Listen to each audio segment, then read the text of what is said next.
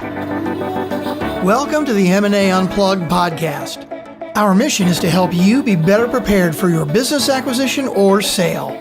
Being prepared will ensure you maximize returns and minimize risks. This is M&A Unplugged with your host, Dominic Rinaldi. Welcome back to M&A Unplugged. I'm your host, Dominic Rinaldi. We've spent a fair amount of time in previous episodes covering the topic of due diligence. There's one area of diligence, however, that doesn't get nearly enough attention, and that is social media due diligence. Understanding the value of a company's digital and social media presence and their assets is critical to understanding how the company stacks up to its competition and what the immediate prospects for that company are. Nowadays, if a company doesn't have a real focus on social and digital marketing, it is losing ground fast. Today, I am talking with John Vuong, the owner of Local SEO Search based out of Toronto, Canada. John and his firm specialize in helping companies maximize the value of their social media assets. His company has also gotten involved in helping buyers and sellers conduct due diligence on a company's current digital footprint. As a buyer, you will absolutely want to understand the strengths and weaknesses of a target company's social media assets. As an owner, it's smart to get your arms around this well in advance of considering a sale so you can maximize the value of your business. Today, we break down at a high level components around website design and conversion performance, sales tracking, SEO rankings, ads performance, social media presence, reviews and what role that plays in your company's health, and email marketing. Social media and digital is only growing in importance. Understanding the value of this asset is critical to evaluating the overall merit of a particular acquisition.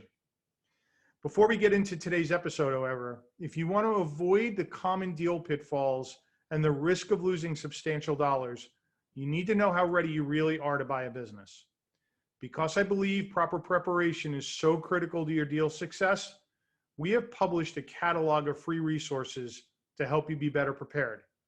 You can access these resources at 𝐃2advisor.com, 𝐾2advisor.com. Being prepared is critical to ensuring that you maximize returns and minimize risks. Thank you for being here and hope you enjoyed today's show.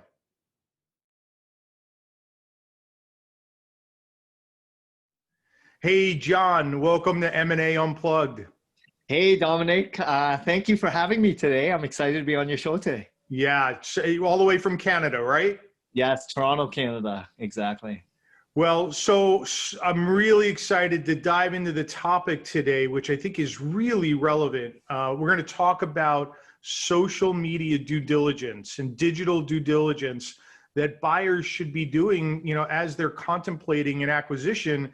And along the way, owners, what they should know about their social media presence. But before we dive into today's topic, maybe you could give everybody a quick backgrounder on yourself, how you got into this space, what you're doing today. Yeah, definitely. So I started a digital agency that focuses primarily on search engine optimization, so SEO, back in 2013, so 8 years. Bootstrapped it to now forming a team to now deliver across global companies that need services for full service SEO. Prior to that, I actually spent 10 years in advertising sales, from traditional advertising sales to online performance based, to then working at Yellow Pages for 5 years, where I got a good footprint of understanding who I wanted to become, who I wanted to target and service, and who I ultimately wanted to be known as in terms of that trusted source advisor for SEO. So that's a little bit about myself. And right now we really just service people that are interested in SEO, but I know this is a deep dive to really uncover what due diligence is required when you're purchasing a business in terms of that digital landscape. and all your asset pieces that are included from the website, social media platforms, reputation, as well as link profile. Everything needs to be in alignment so that you understand what you're getting yourself into. Yeah, so you took my first question, which is what is social media due diligence? And I think you hit on a lot of it. It's your website, it's your social media platforms, your LinkedIn, your Facebook, all that sort of stuff. The reviews that you have, your email marketing, how you track things. So I'm excited to dive in, but why should it matter? When a buyer is contemplating acquiring a business, they have so much on their plate. They've got to look at the financials. They might have environmental issues. They might have other sorts of requirements that they're looking at, including getting a bank loan. Why is the social media piece, so important and something not to overlook? It's because of the brand. If you're acquiring a company, you want to know what other people are thinking and saying, as well as the competitive landscape. You want to understand what has been accomplished the last couple of years to build up to a point where they want to sell the business. What is the reputation like, and what kind of, foundation did they put? How much emphasis and effort did they actually put into the website creation, forming the profile of becoming a thought leader or authoritative figure? How much inbound traffic are they currently getting as opposed to just direct traffic or referral traffic? You want to uncover a lot more to understand, is there still leads that are coming to the website that is predictable inbound leads versus you still need to pay for all the traffic? That's a huge component to understand, because when you're buying a business, you want to project 3 years down the road, 5 years, if it's going to be worth it to purchase or start from foundation, right? Well, and from my perspective, it is so much easier to have leads coming inbound to your company than having to hire a sales force, train them, manage them, incent them, motivate them, and have them go out and find leads. And that's not to say that, that's not an important component, but if you could be generating inbound interest on a regular basis, what a big step up that is, and a head start you have. I do want to say, though, to the M&A Unplugged audience, buyers in particular who are looking at businesses, just because a company doesn't have a great social media presence doesn't mean you shouldn't do that deal, because it could mean that there's tremendous opportunity for you. And what you need to be looking at is, are there material things that would make it hard for you to grow the business? And then maybe you need to pass. But if it's that they just haven't invested, that could be a tremendous opportunity. Exactly. You hit it right on the nail. There's a lot of growth potential for people that hasn't invested a lot of money on their digital assets. That would be the website, profile in terms of building their influence in the marketplace, in their industry niche or locale, right? Or their social platform, let it be Instagram, Twitter, Facebook, LinkedIn. If they invest a lot of time and effort into creating an established brand recognition to then generate more inbound lead traffic as opposed to paid traffic, there's a major difference in terms of perception as well as lead source and quality leads as well. Absolutely. But by doing due diligence, you'll uncover what the upside is and what was actually accomplished, and if there's gaps that you can actually invest in to take it to the next level, to 2x, 5x, 10x that business, so that it will be way worth a lot more, so that when you want to exit the next time, you can definitely reap a huge amount of rewards on it. Absolutely. All right, so let's break down each of these areas one by one if we can. And I think the easiest place is, let's start with the website. What are the biggest things that a buyer should be looking at as it relates to the website when they're trying to assess, what the current ownership has really been built there? Yeah, definitely. There's a lot of web archive content as well as different, stages of the design aspect.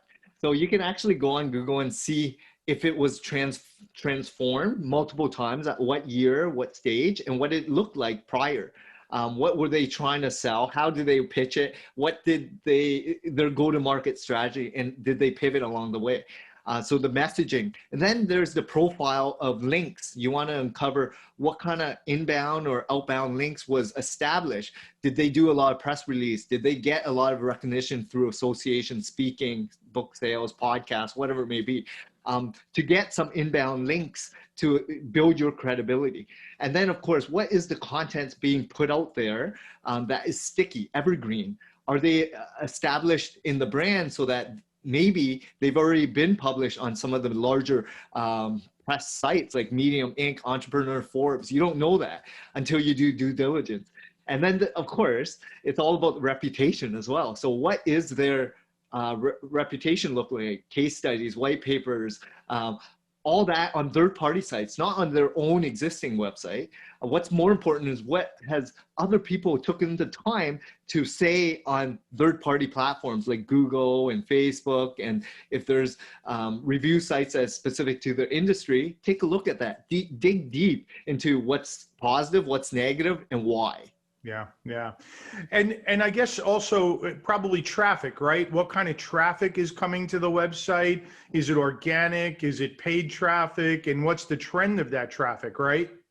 Yeah, definitely. So if you can get the full profile of Google Search Console, Google Analytics, you can dig deep and do a full audit on how long people stay on your website, what countries are residing, which devices, what are some of the key search terms, how long are they staying, are they converting when they come to the website? Yeah. Yes, if it is organic traffic or not, what is the conversion rate from the traffic that is getting out there? And of course, there's a social traffic, referral traffic, direct traffic. There's a lot of different sources out there, and you can get all the refinement from Google Analytics when you dig deep. Now, and you know, assuming that an owner is not going to just give a buyer access to their Google console to see all of this, it's possible for a company to pull reports, right, and print up those reports and deliver those to a buyer so they can get a sense for what the traffic trends have looked like and what the split is between organic and paid search and things like that. Correct? So you don't get the full insight. Yep. If you don't have full access. Yep. There's software out there that can predict. And these are the software we use for competitive analysis. When we take on a client to do an SEO campaign, we sniff the 5 major competitors in their local and industry specific that we want to compete with, to figure out what are the trends, what are the traffic sources, what are the keywords that people are going after, what is lacking in their existing assets so that we can go after potential opportunities as well. Yeah, boy, I think you just brought up a great point, and something that people rarely ask for, but is how is the current company's website performing compared to their top competitors, right? And these are reports that companies like yours can pull, and you really can get a lot of information and see, you know, if you're losing ground, where you're losing ground, and what you can do to make it up. And I think it's important stuff to understand. Yeah, and ultimately it's the authority, right? And if you want to be known as a leader in the industry, a branded source for that specific keyword or service or product that people are seeking out, you want to do your due diligence to see, okay, this is what they say in the the contract that they are known as. You Google it to see where they're actually ranking or not. Absolutely. Do your simple due diligence. Of course, there's way more software for that can really refine, like geo-target, the refinement of different variations of keywords, semantic keywords. And then you can then analyze to see if it makes sense or not to go ahead, or if there's opportunities that you can uncover and go after when you do purchase the company. Yeah. All right, so let's move on from website and let's move over to social media.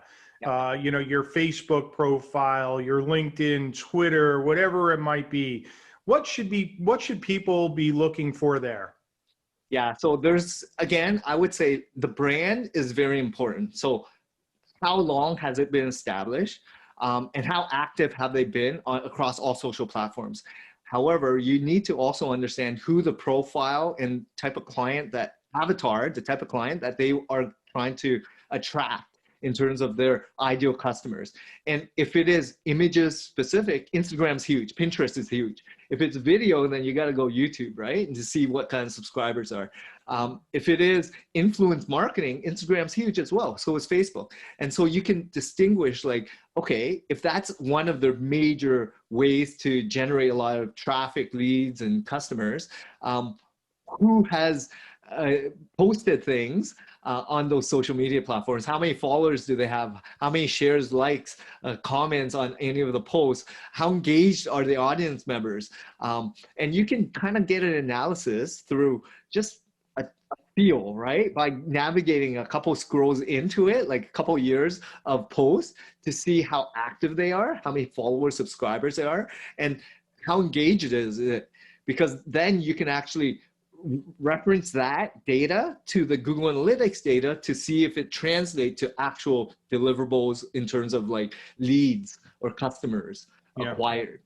And when you talk about engagement, just to bring this to life for folks a bit, what you mean, I think, is are people responding and writing messages and commenting about posts or information or press releases or whatever it is, right? How engaged are they with the company versus are they just passive and they follow, but they're not really, invested in that company, correct?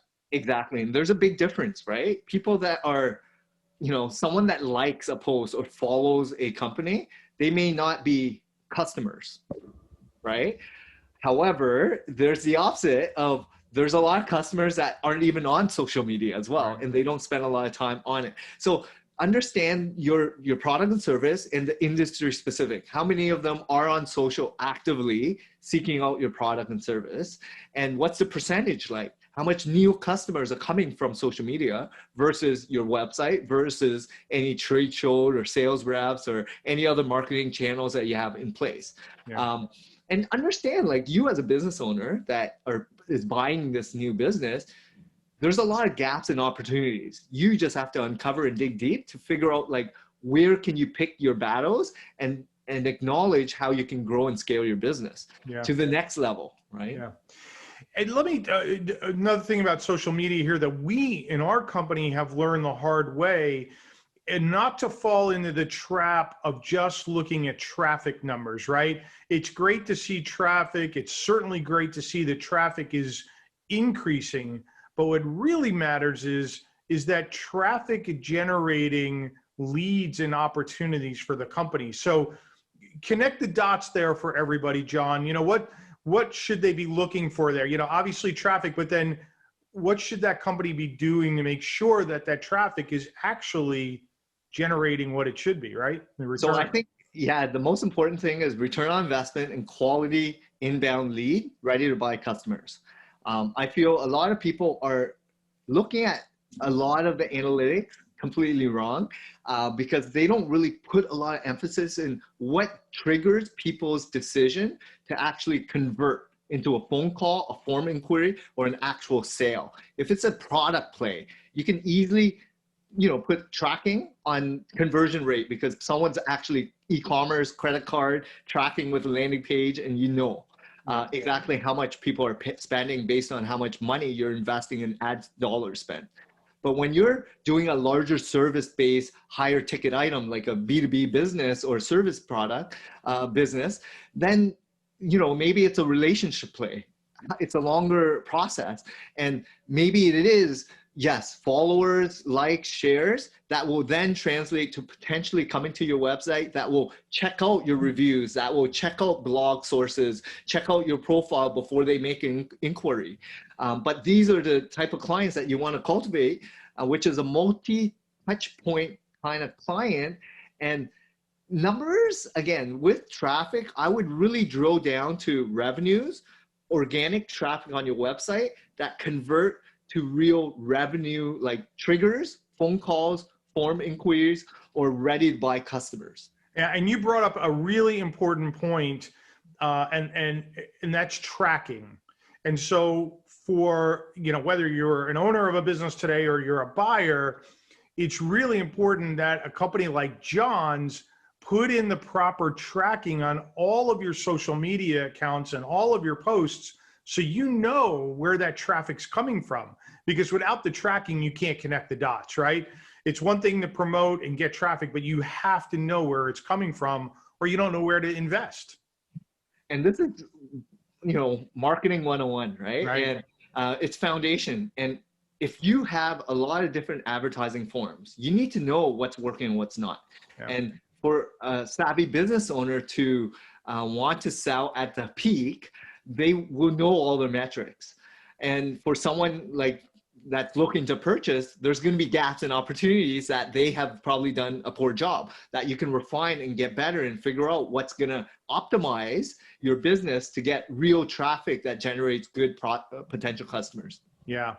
And the tracking requires then a good CRM or some sort of contact management system so you could collect all that information, right? So that's probably the other thing that you want to be doing in your digital, due diligence, correct?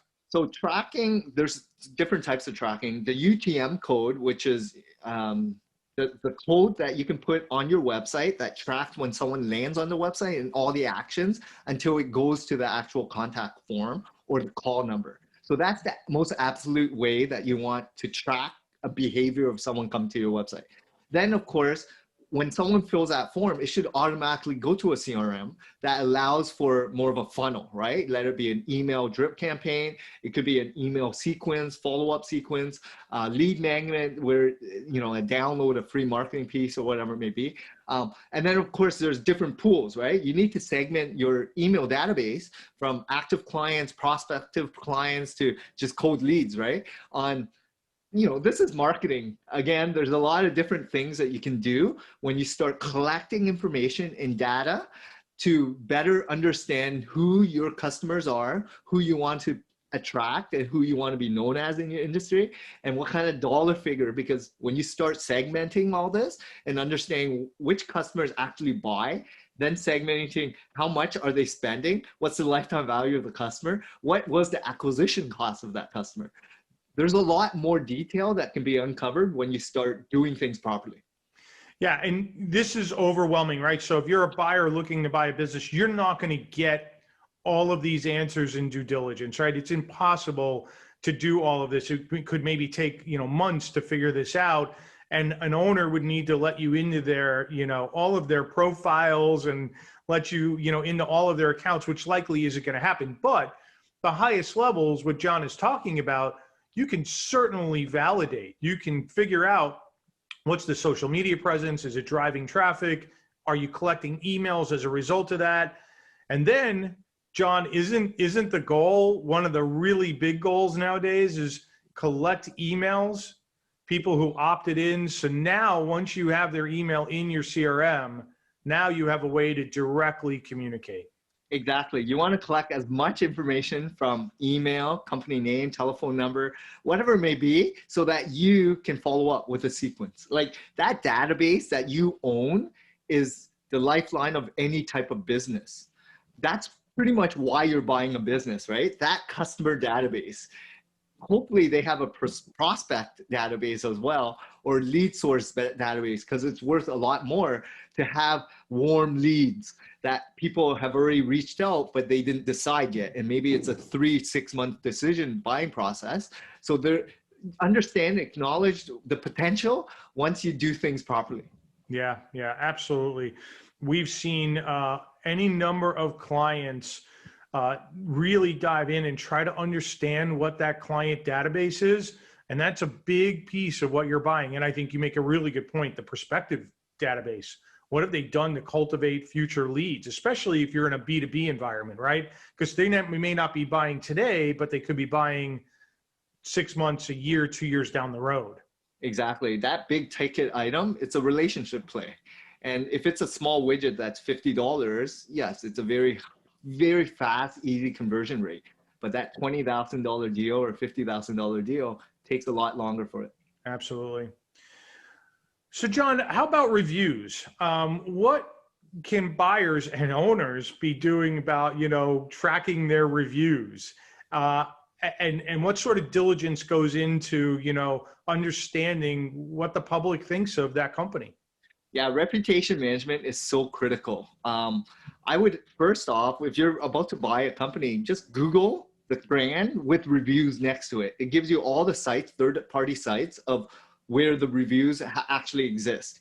And you can check out all the reviews, good and bad, and inquire during this due diligence phase what happened during this situation. Find out from the business owner, like, give me a perspective of what's going on in terms of your customer experience, customer service. Are you taking care of your customers? Are they loyal? What's the retention rate? Why are they complaining? Why is there so many negative reviews or positive ones? It has to be genuine, right? So my suggestion is, if you haven't already, start doing digging, right? Because if it's all 5 stars, something seems fishy, because no business is perfect. If it's very negative and poor, find out, is there an opportunity there, or is it because they haven't even approached all their clients to get reviews, right? And that could be a huge opportunity for you to build a more stronger, stable brand that will then cultivate way more leads coming in as well. Yeah, yeah, absolutely.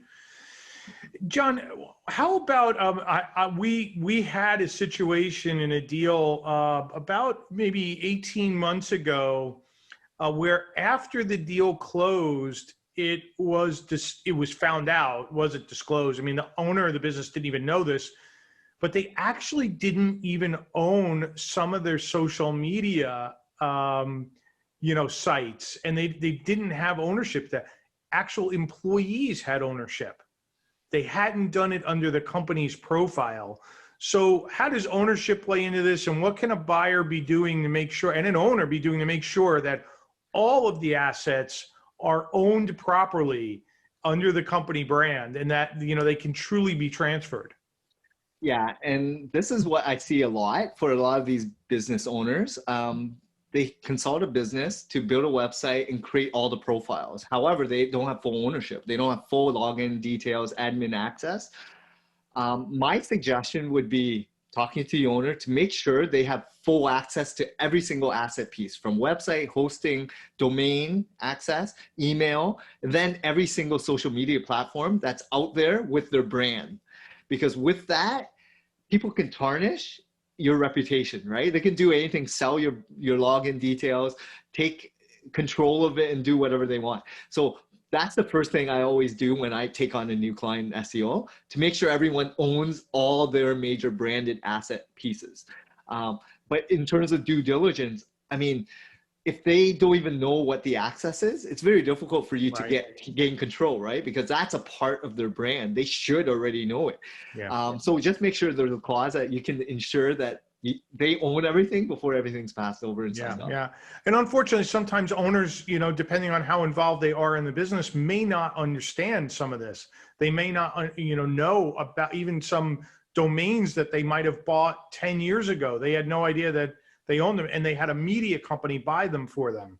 And so it's important to, really get your arms around all of your assets and make sure that you've secured them. Exactly. And digital assets today is so important, just like a bricks and mortar branded name search, right? It's your brand name, but on a digital landscape where nowadays everyone's spending all their time consuming information digitally.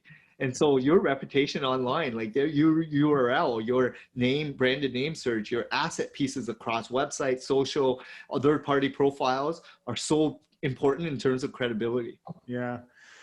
Digital and social media presence, it seems so imperative. I can remember even just a couple of years ago calling on clients in certain industries, and they still didn't think it was important to have a digital and social media, like some, old line manufacturing businesses who had a discrete client base didn't think it was important. But the world is changing, right?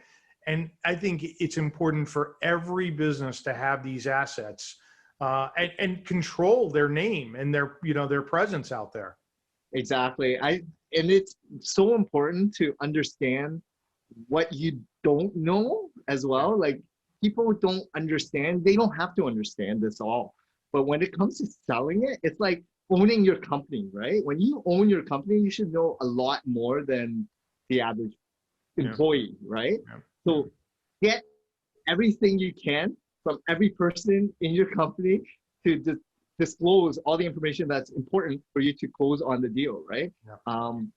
And if you don't know, inquire, talk to an expert, find out from people that actually do this on a regular basis to support you so that they're on your side to make sure that it's a clean process without any bumps on the road.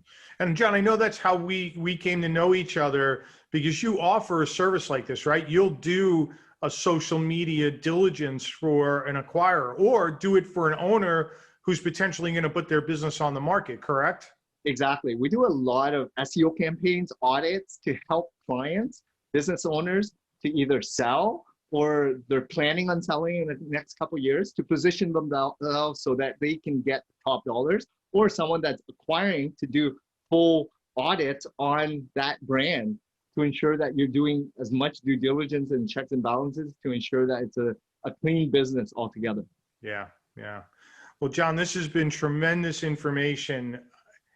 Anything that we didn't cover, or any parting comments that would be important for the Unplugged audience to understand? Yeah, in terms of like digital presence, it's very complex for a lot of people. SEO in particular, because SEO is a lot of touch points to ensure that you're on that first page for a lot of the branded terms, as well keywords that people may search for. If you're not comfortable with it, there's people out there that are.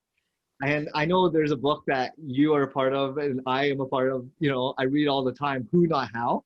Don't try to figure out everything you need to figure out. Like, you as a business owner, you probably delegate. You're probably a leader of, guiding the ship. So there are experts out there that will support you along the line. Make sure that you reach out. If you're not sure, ask. Find out if people in your team can help you. If not, reach out to a consultant or a specialist, someone that's gone through similar ropes, to make sure that it's a smooth transition for you. Yeah, great advice. We say that all the time. Hire specialists. It'll save you money and it'll save you heartache at the end of the day. Exactly. John, thank you so much. If people wanted to reach you, how could they get in a hold of you? Yeah, you can check out my website. It's www.localseosearch.ca. We're based in Toronto, Canada, but we service clients all across North America and UK, Australia. Awesome. John, thanks for being here. Really appreciate it. Thanks a lot, Dominic. Keep up the great work. Thanks. Thanks. I hope you enjoyed this episode. All of today's information will be available in the show notes. If you enjoy our content, please remember to subscribe and review our podcast. I look forward to seeing you again on the next episode of the M&A Unplugged podcast. And until then, please remember that scaling, acquiring, or selling a business takes time, preparation, and the proper knowledge.